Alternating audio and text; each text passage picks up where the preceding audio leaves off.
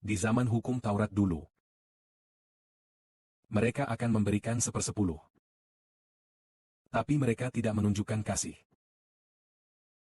Mari kita lihat orang-orang Taurat saat itu. Mereka memberikan sesuai hukum 1/10. Tapi apa yang kurang dari mereka? Mari kita baca.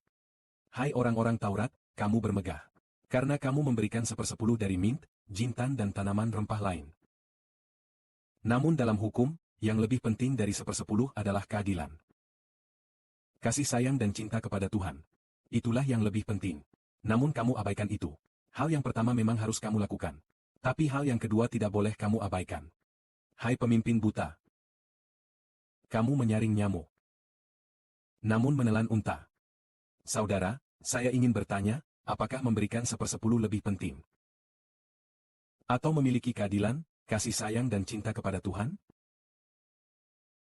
Tentu saja keadilan dan kasih sayang. Serta cinta kepada Tuhan lebih penting. Lalu apakah harus memberikan 1/10? Tentu saja harus.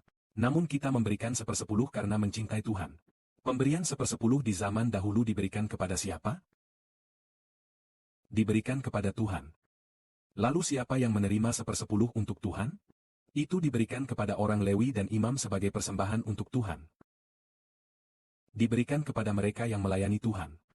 Memberi 1/10 adalah sebuah tanggung jawab dan misi. Namun yang lebih penting dari 1/10 adalah kasih, keadilan dan belas kasihan. Mengapa kasih, keadilan dan belas kasihan begitu penting? Seperti yang Paulus katakan. Jika seseorang memberikan hidupnya, namun tanpa kasih sayang, tidak ada manfaatnya. Kasih adalah untuk memberi hidup kepada orang lain. Memberi 1/10. Tidak selalu memberikan hidup sejati. Tapi kasih yang sejati kepada Tuhan dan sesama. Ini yang diingat Tuhan, itulah kasih. Segala sesuatu yang dilakukan. Jika hanya memberikan 1/10, namun tanpa kasih, itu tidak berguna bagi diri sendiri juga. Seperti ada dua orang pergi berdoa di bait suci. Satu adalah pemungut cukai. Satu lagi. Orang Farisi berdoa berkata, Tuhan Allah, saya bersyukur karena saya memberi 1/10 dari penghasilan saya.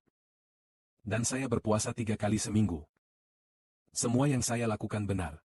Dia berkata ia memberi 1/10 dan berpuasa 3 kali seminggu. Dan semua yang dilakukannya benar. Tapi orang lain adalah pemungut cukai yang menundukkan kepala, tidak berani. Namun berkata kepada Tuhan, tolong ampunilah saya yang berdosa ini. Jadi kedua orang ini, sang pemungut cukai, adalah yang benar di hadapan Tuhan. Karena ia menunjukkan pertobatan. Tapi orang-orang Taurat berpikir, memberi 1/10 adalah sesuatu yang hebat. Tapi sikap seperti ini tidak menyenangkan Tuhan. Kita harus mengerti, jika kita melakukan yang benar. Tapi yang lebih baik adalah kasih. Keadilan dan belas kasihan jauh lebih penting dari memberikan 1/10. Sekarang mari kita lihat bagian berikutnya.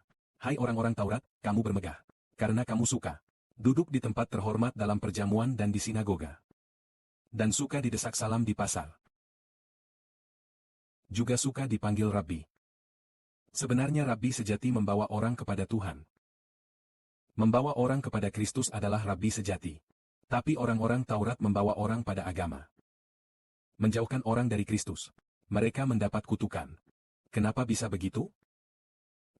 Rabbi seharusnya memimpin orang kembali kepada Allah yang menciptakan kehidupan. Memimpin orang kembali kepada Tuhan Kristus, Sang Pencipta kehidupan. Barulah diberkati. Tapi orang Farisi yang taat hukum bukannya memimpin orang kembali kepada Allah, kan? Mereka memimpin orang kembali kepada agama Farisi mereka. Kalau begitu, celakalah itu. Kalau orang dewasa kembali kepada agama. Dan anak Allah datang ke dunia. Datang ke dunia. Untuk membawa orang kembali kepada anak Allah, Kristus. Seperti hari ini saudara Wesber berbicara kebenaran di dunia. Tujuannya agar orang dewasa kembali kepada saudara Wesber sendiri. Kembali kepada saudara Wesber berarti juga kembali kepada Allah dan Tuhan Kristus. Itu kembali kepada gembala suci sendiri, loh. Artinya bukan mengatakan, kembali kepada agama suci itu mustahil, loh. Yang satu adalah orang dewasa kembali kepada Bapa Surgawi dan Tuhan. Bapa Surgawi memberikan domba kepada saudara Wesber. Jadi domba itu kembali kepada saudara Wesber. Satu domba berarti kembali kepada Bapa Surgawi dan Tuhan. Itulah misi dan tanggung jawab seperti itu. Semoga kemuliaan bagi Bapa Surgawi dan Tuhan. Amin.